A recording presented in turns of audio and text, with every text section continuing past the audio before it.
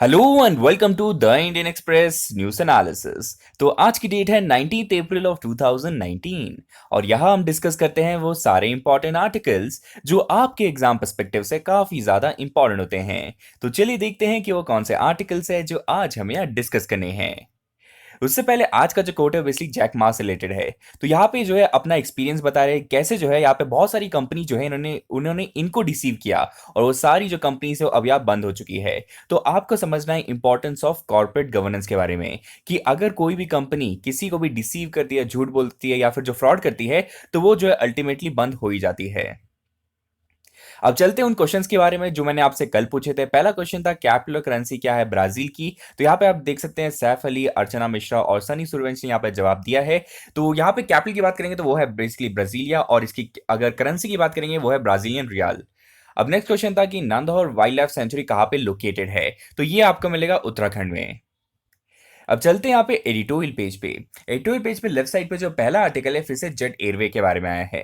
तो यहाँ पे इंडिया की जो सिविल एविएशन है उसके बारे में हम समझेंगे, कुछ इंपॉर्टेंट पॉइंट्स हम डिस्कस करेंगे, बाकी जो एयरवेज हैं उनके बारे में भी। इवन एक्सप्लेन पेज पे भी जो है जेट एयरवेज के बारे में ही आर्टिकल आया तो उसे भी डिस्कस करेंगे।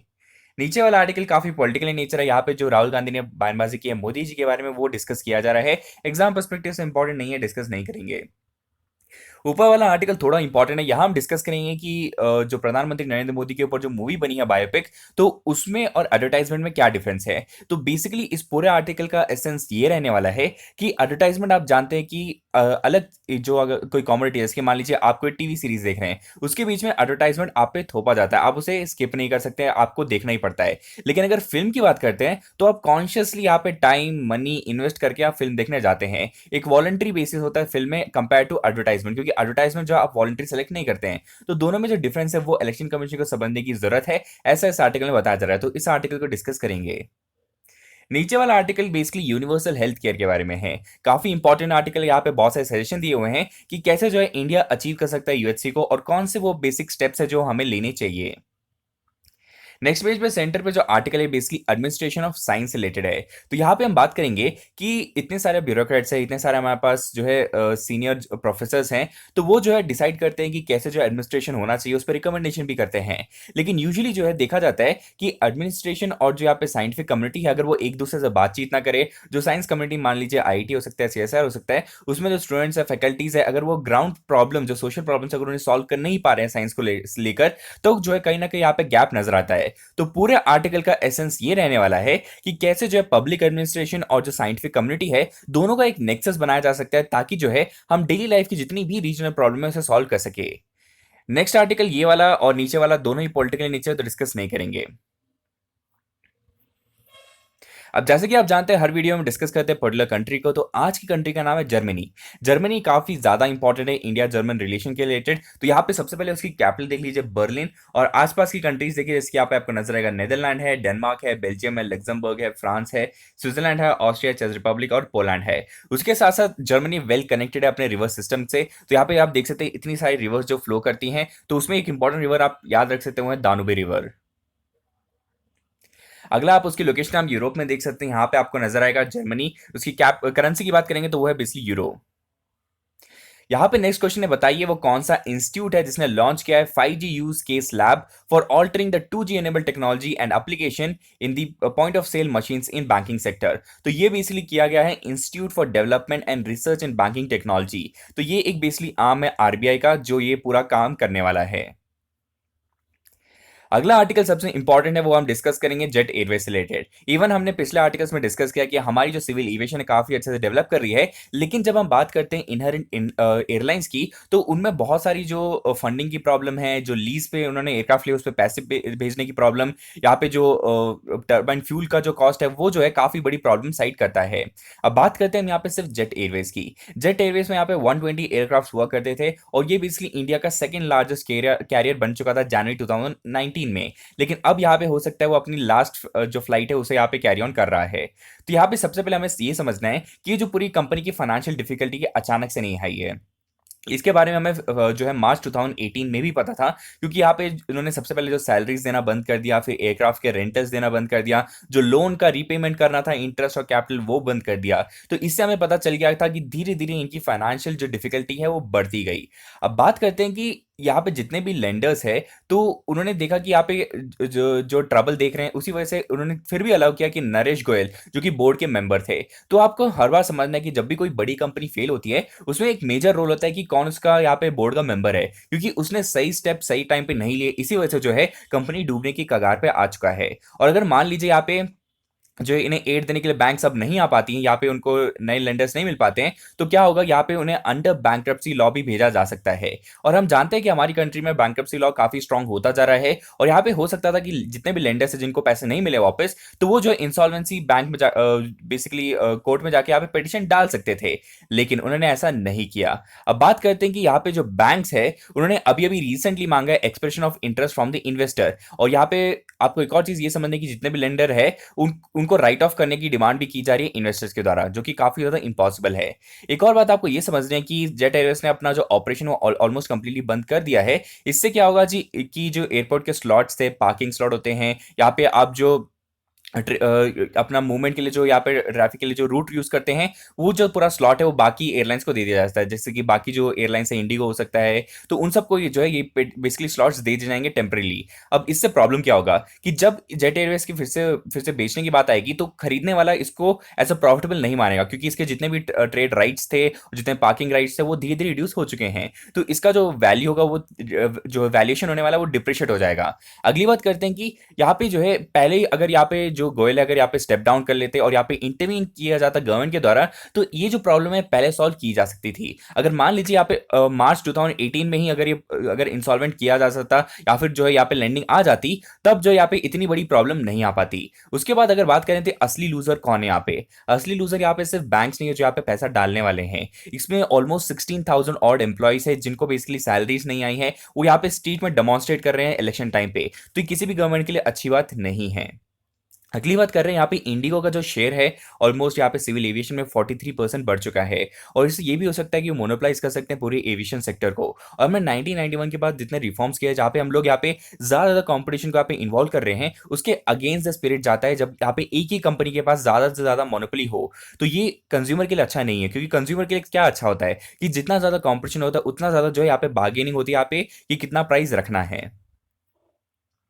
अगला यहाँ पे कुछ की स्टैटिस्टिक्स है जिसका आप इस्तेमाल कर सकते हैं अगर आप कभी भी जो है सिविल एविएशन या जेट एयरवेज के बारे में लिख रहे हो। तो यहाँ पे अगर इंडिया की बात करेंगे, तो हम यहाँ पे थर्ड लार्जेस्ट और फास्टेस्ट ग्रोइंग यहाँ पे डोमेस्टिक एविएशन सेक्टर है। उसके साथ अगर बात करेंगे यहाँ पे सिर्फ number of domestic ticket sold, उस हिसाब से पूरा स्टैटिस्टिक्स दिया गया है। अब बात करते हैं कि एविएशन सेक्टर में क्या क्या प्रॉब्लम्स है। पहली प्रॉब्लम है यहाँ पे rising fuel prices and depreciating rupee, क्योंकि आप जानते हैं यहाँ पे हम जो ऑयल खरीद रहे हैं उसका जो पेमेंट होता है वो हम यहाँ पे डॉलर में करते हैं, और क्योंकि यहाँ पे रुपये की वैल्यू डिप्रिशिएट होती रहेगी, तो हमारा जो वेरिएबल कॉस्ट है फॉर दी फ्यूल वो बढ़ता ही जाएगा। अगली बात करते हैं यहाँ पे जो बैलेंस बनाने की जरूरत है वॉल्यूम और वैल्यू की, क्योंकि हम जानते हैं कि यहाँ पे जो है प्राइसेस वेरिएबल होने वाले हैं, और ये बहुत सालों से हैं। इसको ऑब्जॉर्व करने के लिए अभी भी हमने कोई जो है सिस्टम यहाँ पे नहीं लाए हैं। अब यहाँ पे एक चीज ये है कि क्या हमें ज्यादा वॉल्यूम में एयरलाइन चलानी चाहिए या उसकी वैल्यू होनी चाहिए कि कितना पैसा आ रहा है, उससे हम जितना भी यहाँ पे हमने डेप्ट लिया उसे चुका पाएंगे नहीं पाएंगे, तो उस पर सबसे बड़ा क्वेश्चन बनता है। इसी वजह से एक रिकमेंडेशन ये हो सकता है कि हमें एक ऐसी पॉलिसी की जरूरत है कि हम जितना भी यहाँ पे लोन लेके बैठे हैं एज ए एयरलाइन, तो उसे चुका सके बाई आर डेली ऑपरेशंस। अब यहाँ पे बात करते हैं वे फॉरवर्ड के बारे में। तो हमें पता है कि हमारे पास बहुत सारे हिस्टोरिकल एविडेंसेस है, जैसे कि विजय माल्या की ओन किंगफिशर एयरलाइंस। तो इन सब का जो है यहाँ पे एंड इसलिए हो गया क्योंकि इन्होंने जो है यहाँ पे अपने फाइनेंसेस को ठीक से मेंटेन नहीं कर पाए। उसके साथ साथ हमें जरूरत है कि एक लॉन्ग टर्म पॉलिसी होनी चाहिए जो बताएगा कि कैसे हमें ऑपरेशन करना है, ताकि हमारा जो डेप्स है वो अंडर कंट्रोल रहे हमेशा। उसके साथ साथ यहाँ पे जितने भी पॉलिसी मेकर्स और यहाँ पे इंडस्ट्री के स्टेक होल्डर्स है, उन्हें एक साथ बातचीत करके यहाँ पे एक सोल्यूशन लाने की जरूरत है, क्योंकि अभी भी जो है हमारी सिविल एविएशन जो है वो काफी अनटैप्ड मार्केट है, और यहाँ पे अभी भी बहुत सारे जो कंपनीज आ सकती हैं। और अगर बात करें टेलीकॉम सेक्टर्स में, टेलीकॉम सेक्टर में मर्जर्स काफी ज्यादा कॉमन है, लेकिन अगर बात करते हैं एविएशन में जो मर्जर्स होते हैं, जब लॉसेस फेस करने पड़ती हैं, तो काफी रेयर इवेंट होता है। अब बात करते हैं यहाँ पे कि कौन कौन से इनिशिएटिव्स लिए हुए हैं। एक यहाँ पे इनिशिएटिव है डिजी यात्रा। ये बेसिकली एक इंडस्ट्री लेड इनिशिएटिव है, कोऑर्डिनेट किया गया है मिनिस्ट्री ऑफ सिविल एविएशन के द्वारा। इसमें होता क्या है, इसमें फ्लाइंग एक्सपीरियंस ऑफ पैसेंजर को और जो इंडियन एविएशन है दोनों एक ही प्लेटफॉर्म पे आते हैं, और उनका जो ग्रीवेंस मैकेनिज्म उस सब चीज़ों को सॉल्व करने के लिए अच्छे से काम करता है। इसमें बहुत सारी चीज़ें हैं, जैसे कि यहाँ पे एयर ट्रैवल एक्सपीरियंस को एनहांस करने के लिए सिंगल पॉइंट वेरिफिकेशन होगा, वैल्यू एडेड सर्विसेज प्रोवाइड की जाएंगी, इवन सिक्योरिटी को एनहांस करने के जो प्रोविजन है वो इस पर्टिकुलर स्कीम में आते हैं। उसके साथ साथ एक एप्लीकेशन में जिसका नाम है एयर सेवा। इसमें जो है सारे स्टेक होल्डर्स यानी कि जो एयरलाइन एजेंसीज है और जो इन्होंने यहाँ पे टिकट बुक की हैं, वो बेसिकली अपने ग्रीवेंस भी यहाँ पे प्रोवाइड कर सकते हैं, उनको रियल टाइम डेटा भी प्रोवाइड किया जाएगा हर एयरलाइन का।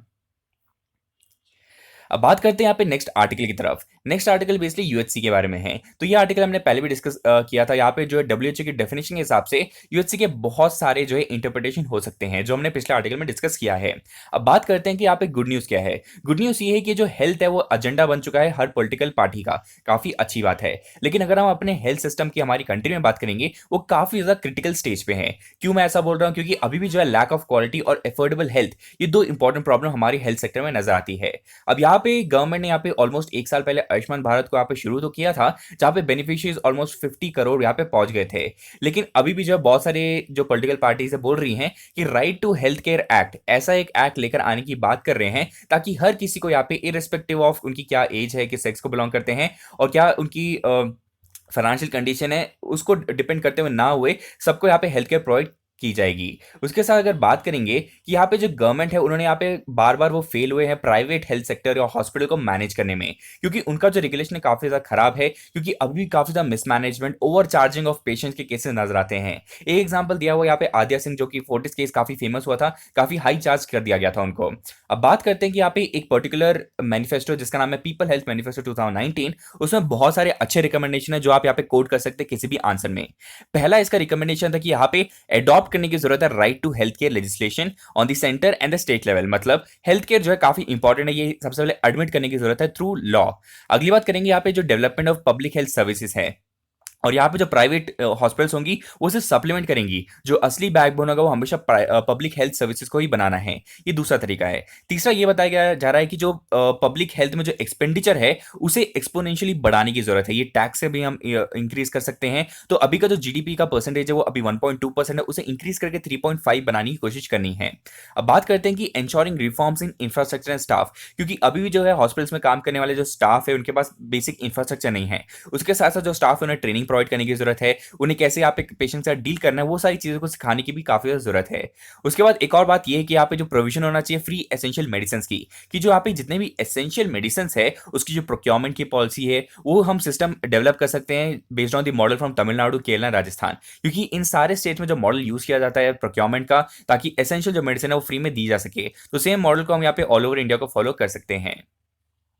अब बात करते हैं कुछ और रिकमेंडेशन के बारे में। एक और रिकमेंडेशन ये दी जा रही है कि यहाँ पे जो है कॉम्प्रिहेंसिव हेल्थ सेक्टर में एक एचआर पॉलिसी होनी चाहिए। एचआर पॉलिसी में क्या क्या होगा, स्किल ट्रेनिंग प्रोवाइड करना सारे स्टाफ को, फेयर वेजेस होनी चाहिए और सोशल सिक्योरिटी। इवन आप जानते हैं कि आशा के जितने मेंबर्स होते हैं और कुछ लोग तो कॉन्ट्रेक्चुअल बेसिस पे होते हैं, तो उनको भी जो है यहाँ पे जो है सोशल सिक्योरिटी प्रोवाइड करनी चाहिए, ताकि वो लोग भी जो है मन लगा के काम कर सके।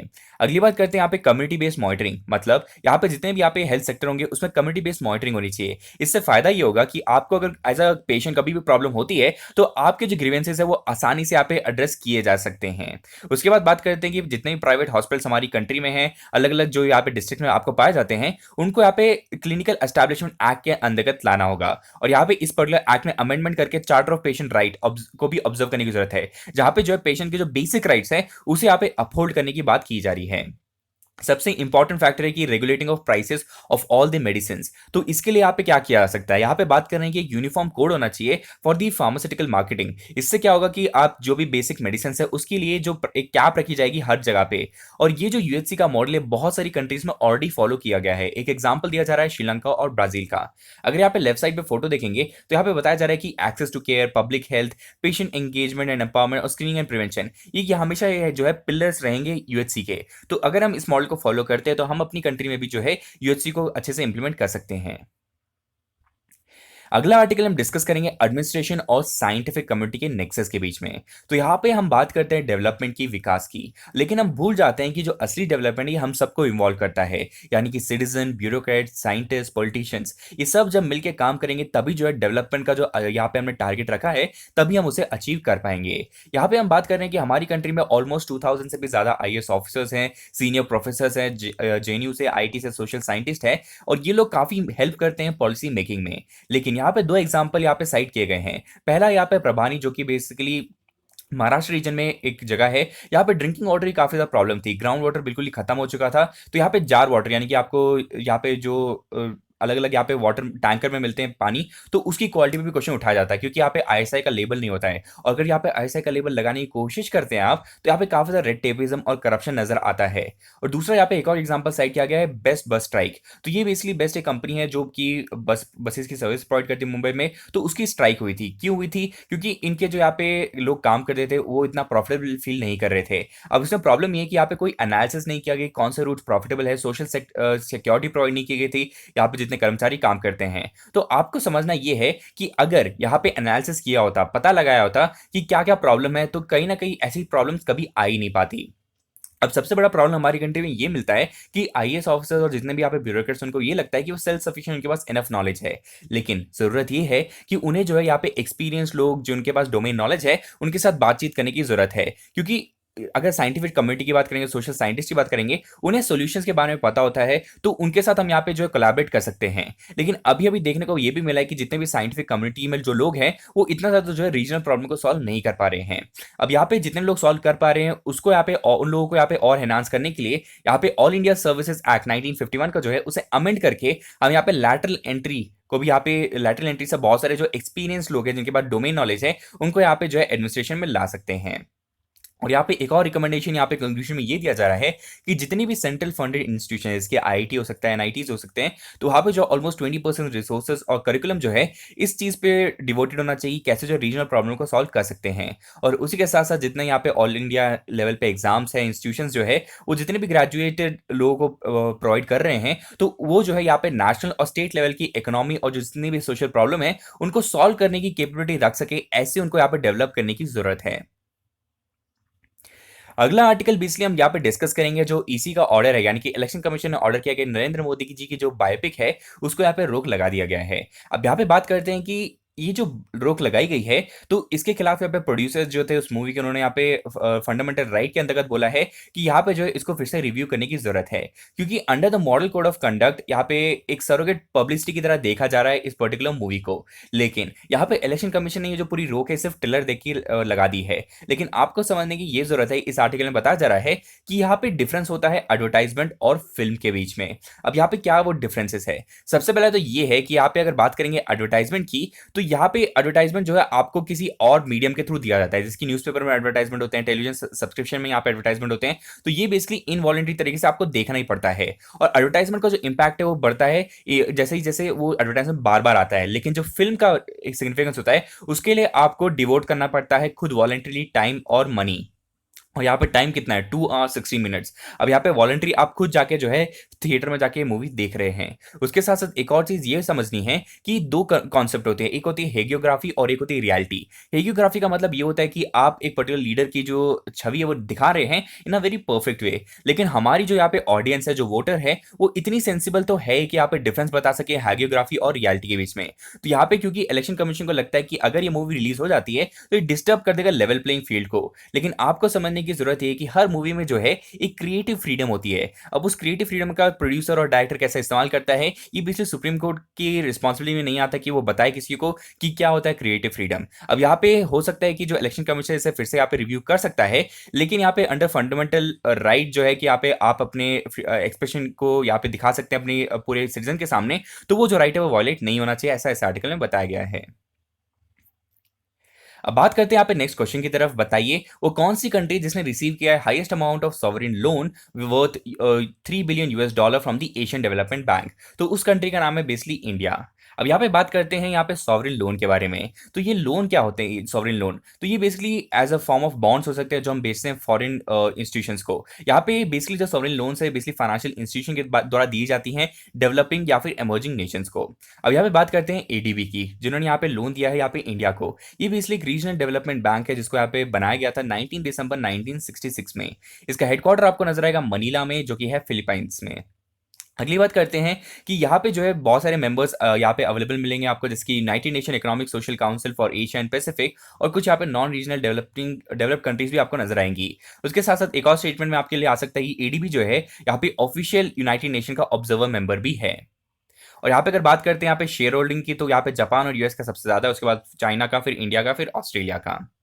यहाँ पे एम क्या है यहाँ पे एडीबी का? तो सबसे पहला तो ये कि सोशल डेवलपमेंट ऑर्गेनाइजेशन की तरह काम करता है, रिड्यूस करने की कोशिश करता है पॉवर्टी को एशिया और पैसिफिक रीजन में। अब वो कैसे रिड्यूस करेगा? इन्वेस्टमेंट करके, investment in the form of loan, grants और इन्फॉर्मेशन शेयरिंग। अब इसका जो फोकस एरिया है वो 5 फोकस एरिया है। पहला तो एजुकेशन है, अगला यहाँ पे एनवायरमेंट और डिजास्टर मैनेजमेंट है, तीसरा फाइनेंशियल सेक्टर है, चौथा रीजनल कॉर्पोरेशन इंटीग्रेशन, और पांचवा जो है वो है प्राइवेट सेक्टर लेंडिंग। इन 5 यहाँ पे एरिया फोकस को यहाँ पे रख के ये जो है पॉवर्टी और इन्वेस्टमेंट करते हैं। अगला आर्टिकल भी इसलिए यहाँ पे जेट एयरवेज से रिलेटेड आया है। तो यहाँ पे आप जानते हैं जंतर मंतर में यहाँ पे बहुत सारा प्रोटेस्ट की जा रहे हैं यहाँ पे एम्प्लॉयज के द्वारा। अब यहाँ पे कुछ मेजर रीजन हमने पहले भी डिस्कस कर लिए हैं यहाँ पे जेट एयरवेज से, तो उसी को यहाँ पे वापस रिपीट किया गया है, आप यहाँ पे रिवाइज कर सकते हैं। अगला क्वेश्चन है कि बताइए कि name the organisation which owes 38 million US dollars to India for peace keeping operation. तो वो भी इसलिए यूनाइटेड नेशन। तो यूनाइटेड नेशन जो है 38 मिलियन डॉलर्स जो है ओव करता है इंडिया को, क्योंकि आप जानते हैं बहुत सारे हम यहाँ पे जो ट्रूप्स है वो भेजते हैं, तो आपको आपके लिए यूनाइटेड नेशन काफी इंपॉर्टेंट बॉडी बन जाती है। तो ये बेसिकली इंटर गवर्नमेंटल ऑर्गेनाइजेशन है। इसको एस्टैब्लिश किया गया था 24 अक्टूबर 1945 में। अब यहाँ पे जो है इसने रिप्लेस किया इनफेक्टिव लीग ऑफ नेशंस को। अब यहाँ पे जो है आपके लिए इंपॉर्टेंट ये हो सकता है कि ये जो एम्स दे सकते हैं यहाँ पे यूएन के, यहाँ पे डब्ल्यूटीओ के, आपको बताना होगा कि कौन से ऑर्गेनाइजेशन से ये डील करता है। अगर आप बात करेंगे यूनाइटेड नेशंस की, तो इसका हेडक्वार्टर आपको मिलेगा न्यूयॉर्क में। ये रहे इसके 4 पर्पस यूनाइटेड नेशंस के। सबसे पहले था कि इसको पीस मेंटेन करना है थ्रू आउट द वर्ल्ड। उसके बाद फ्रेंडली रिलेशन मेंटेन करना है among the Nations. Life of poor को इंप्रूव करना है, हंगर को रिड्यूस करना है, डिसीज लिटरेसी को रिड्यूस करना इसका काम है। उसके साथ साथ हार्मोनाइज करना action of nations and to achieve all these goals. तो ये कुछ यहाँ पे मेजर एम है यूनाइटेड नेशंस के। अगला बात करेंगे यहाँ पे प्रिंसिपल ऑर्गन्स यूएनओ के। तो यहाँ पे आप देख सकते हैं, सबसे पहले आप देखिए ऊपर जनरल असेंबली होता है, उसके बाद सिक्योरिटी काउंसिल है, फिर यहाँ पे इकोनॉमिक एंड सोशल काउंसिल है, सेक्रेटरीट है, और यहाँ पे आईसीजे यानी कि इंटरनेशनल कोर्ट ऑफ जस्टिस है, जहाँ पे कालभूषण जाधव का भी केस चल रहा है।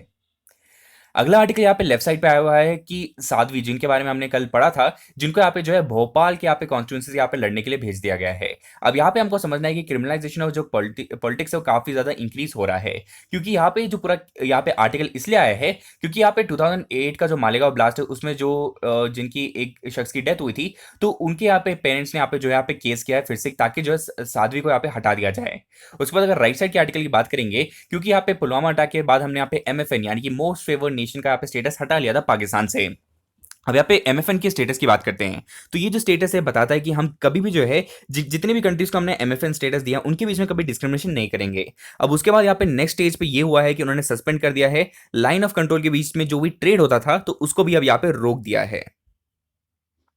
अब बात करते हैं यहाँ पे क्रिमिनलाइजेशन ऑफ पॉलिटिक्स के बारे में। तो अगर बात करें हमारे यहाँ पे जो लॉ है उसके हिसाब से, अगर आप कन्विक्ट हो जाते हैं, मतलब आपका जो गुनाह है अगर वो साबित हो जाता है, उसके बाद जो है आप यहाँ पे इलेक्शन पे नहीं लड़ सकते हैं। सेम चीज जो है यहाँ पे आरपीए एक्ट यानी कि रिप्रेजेंटेशन ऑफ पीपल एक्ट में सेक्शन 8 में लिखा गया कि अगर आपको यहाँ पे कन्विक्ट कर दिया जाता है और सेंटेंस कर दिया जाता है फॉर मोर देन 2 years, तो आप जो कंटेस्ट नहीं कर सकते हैं इलेक्शन। और ये जो है इसको यहाँ पे लिली थॉमस केस 2013 में भी सेम चीज बताई गई थी। अब यहाँ पे बात करते हैं कि सुप्रीम कोर्ट ने क्या क्या यहाँ पे चीजें की हैं ताकि जो है क्रिमिनलाइजेशन को यहाँ पे कंप्लीटली दूर रखा जाए यहाँ पे पॉलिटिक्स से। अब यहाँ पे 2002 में जो है यहाँ पे हर कैंडिडेट जो यहाँ पे इलेक्शन लड़ना चाहता है उसको बेसिकली एफिडेविट में अपना जो यहाँ पे रिटर्निंग ऑफिसर को देते हैं, तो उसमें जितने भी क्रिमिनल केसेस उनके खिलाफ है उनके बारे में यहाँ पे लिखना होता है। उसके साथ साथ जो यहाँ पे नोटा का जो यहाँ पे आपको चांस मिलता है, तो ये बताता है कि यहाँ पे ऐसे किसी भी इंसान को टिकट मत दीजिए जिसका यहाँ पे क्रिमिनल बैकग्राउंड है। अगली बात करते हैं यहाँ पे अर्जेंट नीड है यहाँ पे क्लींस करना अपने पॉलिटिक्स को।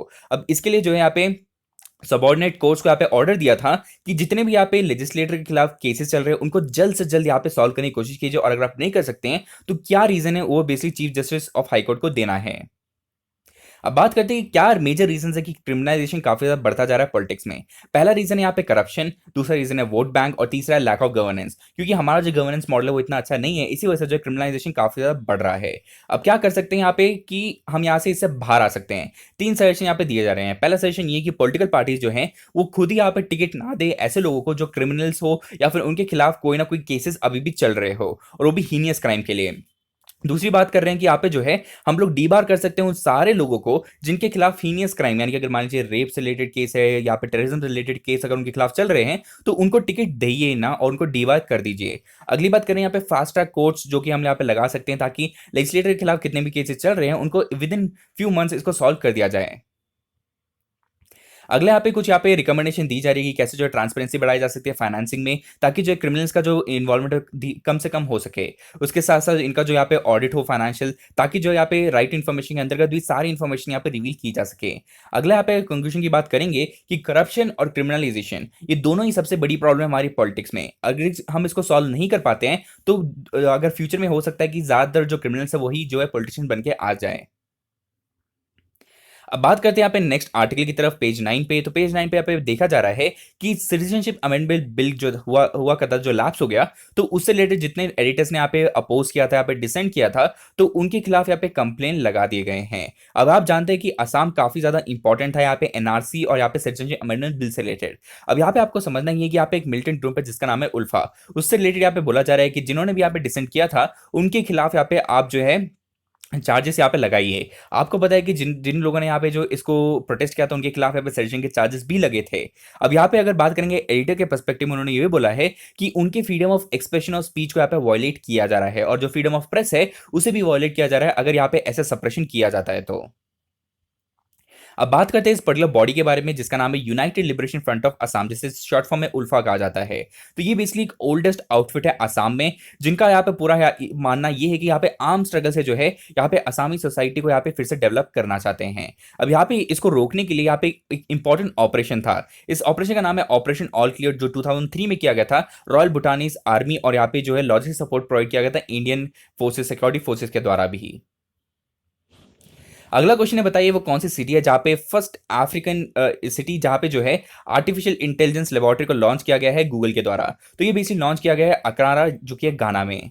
आप इसकी लोकेशन आप यहाँ पे देख सकते हैं, यहाँ पे आपको नजर आएगा गाना। आसपास की कंट्रीज देखिए, जैसे आपको मिलेगा कोटेडी आइवरी, बुर्किना फासो, यहाँ पे आप देख सकते हैं टोगो। इसी कैपिटल जैसे कि बोला अकरा, तो आप यहाँ पे देख सकते हैं।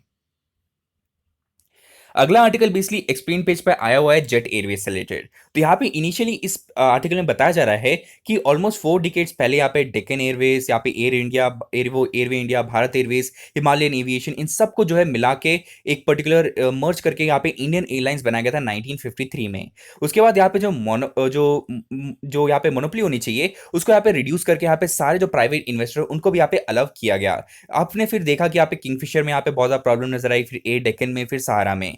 लेकिन बिगिनिंग में अगर बात करेंगे, अगर नरेश गोयल ने जब यहाँ पे प्रॉब्लम देखी एज अ फाउंडर, तो अगर उन्हें पहले स्टेप डाउन करके अगर मेजर्स लिए होते तब हमें जो है ये प्रॉब्लम देखने को नहीं मिलती। उसके बाद अगर बात करते हैं कि बहुत सारे जो लो कॉस्ट कैरियर्स है जैसे कि स्पाइस जेट हो सकता है, इंडिगो हो सकता है, गो एयर, ये काफी ज्यादा जो प्रोमिनेंट होते जा रहे हैं। लेकिन इसी के साथ साथ आपको समझने की जरूरत यह है कि इनिशियली जेट एयरवेज को भी काफी ज्यादा फायदा मिला था, क्योंकि उस टाइम पे एक रूल हुआ करता था जिसका नाम है 520 रूल। 520 का मतलब ये कि आपके पास मिनिमम 5 ईयर्स का एक्सपीरियंस होना चाहिए और 20 एयरक्राफ्ट होना चाहिए। इससे क्या है, आपको इंटरनेशनल रूट्स पे फ्लाई करने का मौका मिल जाता है। उसके बाद इसको यहाँ पे हटा दिया गया, फिर यहाँ पे 0 to 20 रूल लगा दिया गया, जिसके अंदर SpiceJet, IndiGo, Go Air, इन सबको भी यहाँ पे जो इंटरनेशनल फ्लाइट में काफी आसानी मिल गई। अब यहाँ पे आपको समझना ये है कि यहाँ पे सबसे बड़ा प्रॉब्लम सिविल एविएशन में यही रहने वाला है कि एयर टर्बाइन फ्यूल के जो प्राइसेस है वो काफी वोलेटाइल होते हैं और काफी हाईएस्ट है इन द वर्ल्ड हमारी कंट्री में। अब इसको कैसे हम लोग कंट्रोल कर सकते हैं, और अगला होने वाला है कि कैसे जो यहाँ पे लो कॉस्ट कैरियर यहाँ पे बढ़ते जा रहे हैं, यहाँ पे लेवल प्लेइंग फील्ड जो है कैसे प्रोवाइड किया जा सकता है। ये सबसे पहला इंपॉर्टेंट क्वेश्चन रहेगा सिविल एविएशन के सामने। अगला आर्टिकल यहाँ पे फिनलैंड से रिलेटेड है। अगर फिनलैंड की बात करेंगे तो ये बेसिकली रैंक करते हैं first in the world happiest countries. तो यहाँ पे रिसेंटली इलेक्शन हुए, तो यहाँ पे इस आर्टिकल में बताया जा रहा है ऐसी कौन सी चीजें जो यहाँ पे इंडिया सीख सकता है इस पर्टिकुलर इलेक्शन से। तो सबसे पहले यहाँ पे देखा जा रहा है कि वुमेन जो है काफी ज्यादा मात्रा में इलेक्ट होकर आई हैं। उसके बाद अगर यहाँ पे जो राइट विंग आइडियोलॉजी है वो यहाँ पे सेलेक्ट होकर आई है। और तीसरी चीज जो यहाँ पे मैसेज टू इंडियंस है वो ये है कि आधे से ज्यादा जो यहाँ पे फिनलैंड में जो लोग रहते हैं वो इमिग्रेंट्स है, वो लोग यहाँ पे डिसाइड कर रहे हैं कि किसकी सरकार यहाँ पे बननी चाहिए। उसी तरीके से यहाँ पे इंडिया के पर्सपेक्टिव में बताया जा रहा है कि उनको भी जो है थोड़ा सा इमिग्रेंट फ्रेंडली होने की जरूरत है। अगला क्वेश्चन है, बताइए वो कौन सा प्ले जिसने यहाँ पे पुलिट्जर प्राइज 2019 को यहाँ पे जीता है under the category of drama. तो ये अवार्ड दिया गया फेयरव्यू बाय जैकी सिबलिस ड्यूरी। अगर यहाँ पे पुलिट्जर प्राइज की बात करेंगे तो ये बेसिकली अचीवमेंट अगर आपने newspaper, magazine, online journalism, literature या म्यूजिकल कॉम्पोजिशन इन यूएस किया है तब जाकर आपको ये प्राइज दिया जाता है। अब इसे एस्टैब्लिश किया गया था 1917 में on the will of American Joseph Pulitzer के नाम पे। अब यहाँ पे कुछ और जो यहाँ पे अवार्ड्स दिए गए हैं in the fiction, drama, history और बायोग्राफी, तो आप यहाँ पे देख सकते हैं। अगला आर्टिकल यहाँ पे आया हुआ है 2004 के सुप्रीम कोर्ट के ऑर्डर के रिलेटेड, जो कि रिलेट करता है नामो टीवी के केस से भी, क्योंकि आप जानते हैं नामो टीवी का जो केस है वो इसलिए इंपॉर्टेंट हो गया क्योंकि यहाँ पे जो है under the model code of conduct यहाँ पे देखा जा रहा है कि इस पर्टिकुलर टीवी में बहुत ज़्यादा जो है यहाँ पे प्रेजेंट गवर्नमेंट की यहाँ पे जो आइडियोलॉजी है इसे यहाँ पे प्रोपोगेट किया जा रहा है। अब यहाँ पे अगर नामो टीवी के एग्जिस्टेंस की बात करते हैं तो ये एक प्लेटफॉर्म सर्विस की तरह काम करता है। इसमें जो है यहाँ पे आपको इन्फॉर्मेशन ब्रॉडकास्टिंग जो यहाँ पे मिनिस्ट्री है उससे आपको जो है परमिशन लेने की जरूरत नहीं पड़ती है। अब यहाँ पे क्योंकि इलेक्शन कमीशन ये बोला है कि प्री सर्टिफाई करने की जरूरत है जो भी कंटेंट यहाँ पे दिखाया जाएगा। अब यहाँ पे प्री सर्टिफाई करने वाले खुद यहाँ पे इलेक्शन कमीशन, क्योंकि यहाँ पे 2004 के ऑर्डर में ये भी यही बोला गया था कि जब भी यहाँ पे कोई भी एडवर्टाइजमेंट होगा तो वो बेसिकली यहाँ पे जो है इलेक्शन कमीशन खुद ही करना पड़ेगा। उसी से रिलेटेड यहाँ पे एक लैंडमार्क जजमेंट ये भी आया था जिसके अंतर्गत the cable television network rule of 1994 बनाया गया था आंध्र प्रदेश में। अब इसको भी बहुत सारे लोगों ने यहाँ पे ऑब्जेक्ट किया था, जैसे कि यहाँ पे जेमिनी टीवी जो कि एक तेलुगु चैनल है, इसका काफी ज्यादा कनेक्शन है यहाँ पे एम करुणानिधि, तो उन्होंने यहाँ पे वॉयलेशन के चार्जेस लगाए थे कि ये जो है फ्रीडम ऑफ प्रेस और यहाँ पे जो है पॉलिटिकल आइडियोलॉजी जो हमारी होती है तो उसको यहाँ पे डेमोन्स्ट्रेट करने से रोकता है, तो उसी की वजह से यहाँ पे केस आ गया था।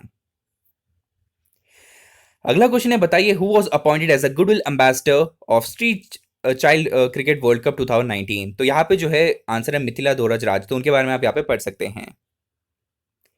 अगला बात करते हैं यहाँ पे वर्ल्ड न्यूज से रिलेटेड। तो वर्ल्ड न्यूज में लेफ्ट साइड पे ये जो आर्टिकल है वैसे इंडिया के पर्सपेक्टिव से इतना इंपॉर्टेंट नहीं बन जाता है, लेकिन इंटरव्यू में आपसे पूछा जा सकता है। तो हुआ ये है कि यहाँ पे 2016 में जब इलेक्शन हुए थे तो यहाँ पे बात कर रहे थे कि रशिया ने काफी ज्यादा मेडलिंग की है इलेक्शन में, तो उसी के बारे में यहाँ पे रिपोर्ट रिलीज की गई थी म्यूलर के द्वारा। अब यहाँ पे इनिशियली कोई डायरेक्ट एविडेंस नहीं मिल रहे हैं कि डोनाल्ड ट्रंप ने यहाँ पे मेडलिंग की है रशिया के साथ, लेकिन बहुत सारे उनके जो अलाइस हैं उनके नाम यहाँ पे आ चुके हैं, तो वही चीज को डिस्कस किया जा रहा है इस आर्टिकल में। राइट साइड में आर्टिकल जो है वो बेसिकली नॉर्थ कोरिया से रिलेटेड है, क्योंकि आप जानते हैं यहाँ पे वियतनाम में बातचीत हुई थी किसकी, नॉर्थ कोरिया के किम जोंग उन यहाँ पे यूएस के प्रेसिडेंट के द्वारा। अब आपको समझना ये है कि उसके बाद यहाँ पे फिर से जो है यहाँ पे इन्होंने एक वेपन को यहाँ पे टेस्ट फायर किया है जो कि शॉर्ट रेंज बताया जा रहा है साउथ कोरिया के द्वारा। लेकिन आपको समझना ये है कि यहाँ पे एक और मीटिंग होने वाली है नॉर्थ कोरिया और यहाँ पे रशिया के बीच में, तो काफी इंपॉर्टेंट हो सकता है यहाँ पे न्यूक्लियराइजेशन रिलेटेड कॉन्सेप्ट में, क्योंकि नॉर्थ कोरिया और जो कोरियन पेनिनसुला है वो काफी इंपॉर्टेंट है।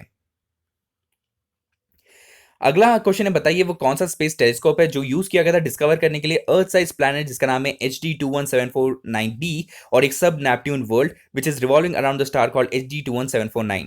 तो यहाँ पे जो पर्टिकुलर कंटेक्स्ट है वो इतना इंपॉर्टेंट नहीं है, लेकिन जो यहाँ पे सैटेलाइट है और जो टेलीस्कोप इसका इस्तेमाल किया गया है वो काफी इंपॉर्टेंट बन जाता है, जिसका नाम है यहाँ पे TESS यानी कि ट्रांजिटिंग एक्सोप्लैनेट सर्विस। बात करते हैं यहाँ पे TES मिशन की, तो मिशन के बारे में अगर सबसे पहले आपको ये बताना चाहिए कि ये जो है नासा का मिशन था।